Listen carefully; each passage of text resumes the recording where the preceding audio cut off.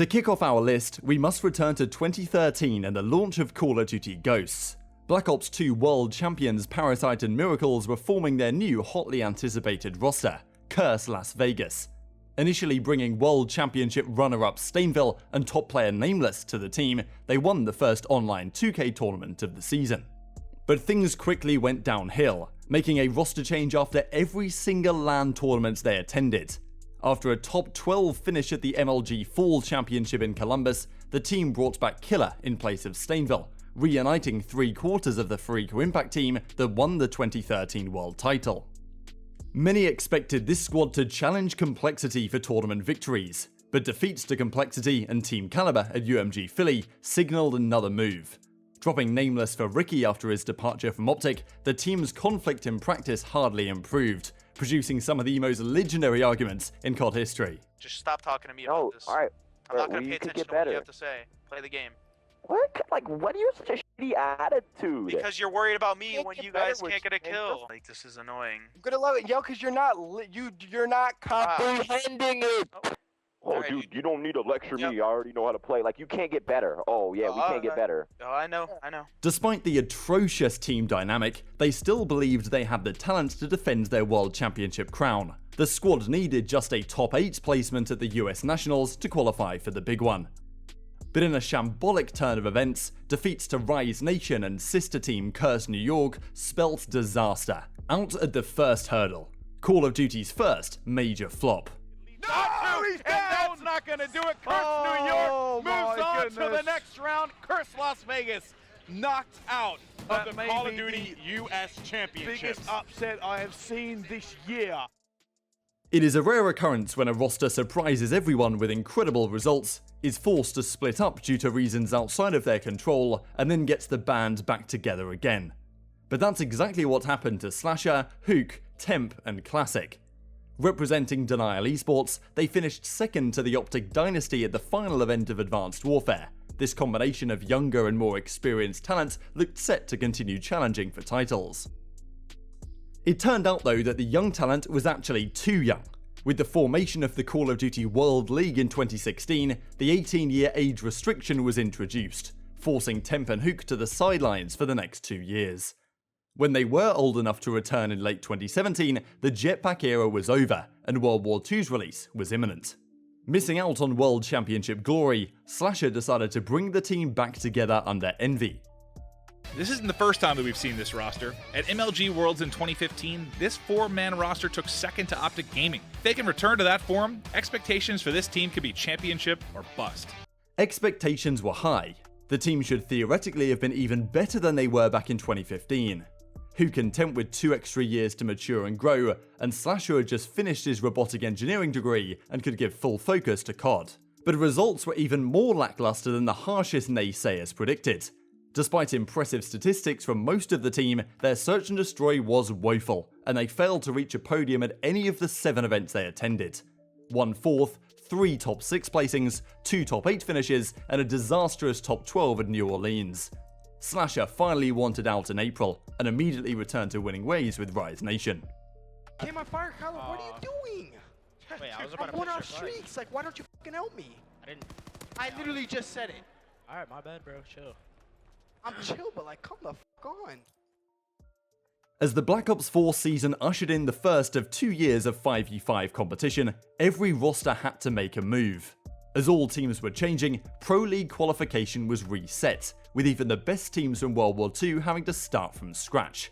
FaZe Clan Zoomaa, Attach, Priester, and Replays, now known as Crowder, had triumphed at 2018 Stage 1 playoffs and almost made the grand finals of the World Championship.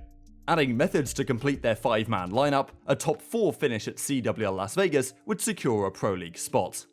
But after bombing out in 16th place, and with future star Celium coming of age to compete, methods had to go.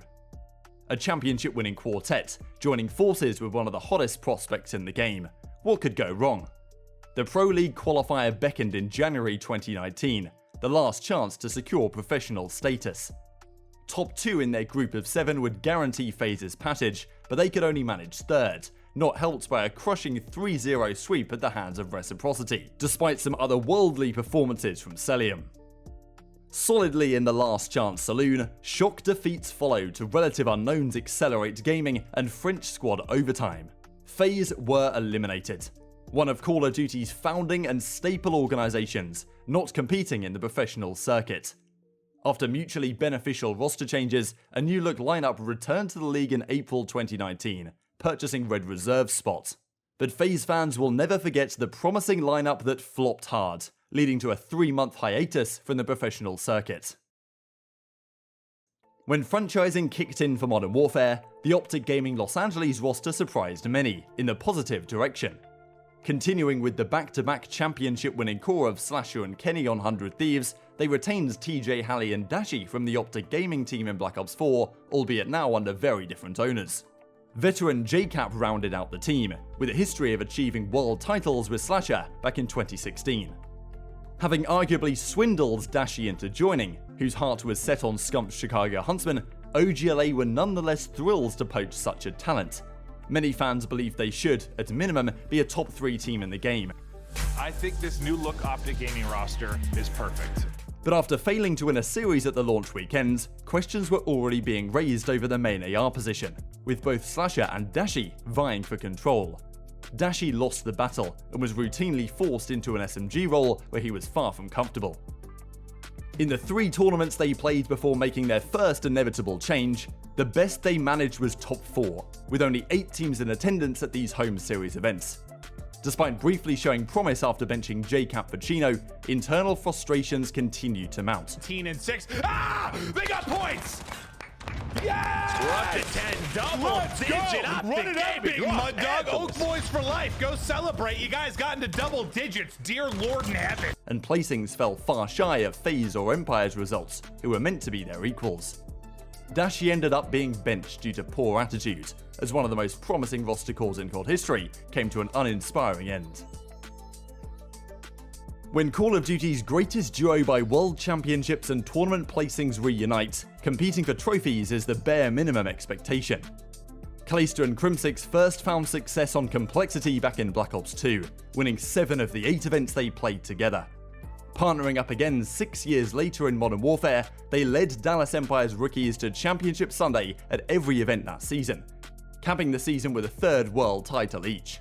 An average placing of just 1.82 across 17 tournaments together, with an 81% series win rate, arguably the game's most feared duo.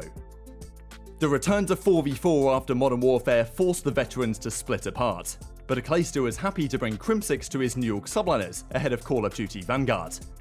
Alongside 2021's SMG-slaying powerhouses Hydra and Neptune, Crim and Clay were expected to stay solid, while once again getting enough out of their young talent to win championships. After a promising showing at the CDL's Kickoff Classic, finishing top 4, their fortunes took a turn for the worse. Winning just 1 map in the first weekend of Major 1 qualifiers, Crim and Clay knew something wasn't right, dropping Neptune for royalty after just 1 weekend.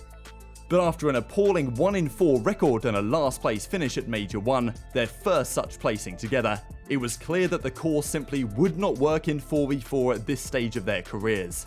Following an alleged internal tussle for control of the roster, and it would suck. We don't know for sure if that's what they're doing, but it seems that way because we all know Clay. I know how Clay is. There was a rumor that they Clay and Crim got in a fight Thursday before their game. Not like a fist fight, but like a vocal argument. And no, they was boxing. I did hear that. They was boxing. Wait, did they really? That's yeah. I believe it. When you, bro, they've always butted heads. Clayster was benched on the 19th of March, bringing a swift end to a lineup widely expected to be top 4. The Crim and Clay duo is surely done for good, and it remains to be seen whether Clayster will ever return to a starting team.